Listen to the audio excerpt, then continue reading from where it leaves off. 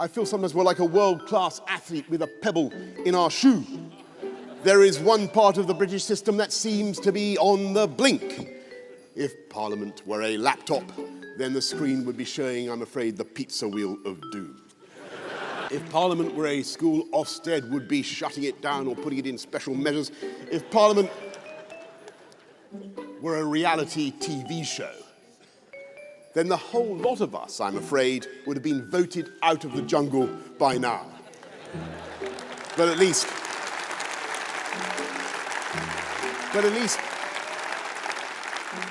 we'd have had the consolation of watching the Speaker being forced to eat a kangaroo testicle. And who comes from London? Hands up. It's all right. Who lives there? Don't worry, no disgrace. I used to be mayor there. It's one of the fantastic place, greatest city on earth. I admit, and it's been exposed in the past, I'm a bit of a bus nut. And I confess that I like to make and to paint slightly inexact, very inexact, models of buses with happy passengers inside.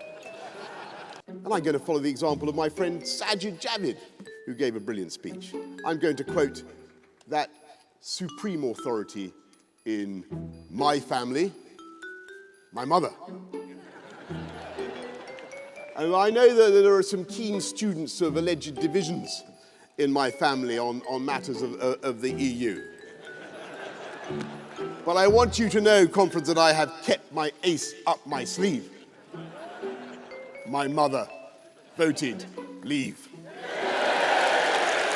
One of the many bizarre features of the SNP, that in spite of being called names like Salmond and Sturgeon, they are committed to handing back control.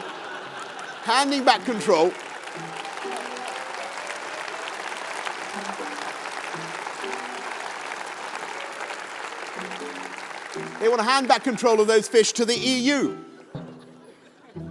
Alistair, we want to turbocharge the Scottish fishing sector. They would allow Brussels to charge for our turbot. Well, I'm not entirely sure of the exact technical details of gigabit broadband, but we're bringing it forward by 8 years, and it will mean that everybody has, not just super fast, but incredibly fast, speed of light broadband spreading into every home in the country like super informative vermicelli. And soon we will be sending missions to the heavens, geostationary satellites, which will be, by the way, infrastructure in space. It will be of huge value to this country. Now, conference, can you think of anyone who could trial the first mission? Can you think which communist cosmonaut we should coax into the cockpit? Let's, well, there you go. The invitation is there.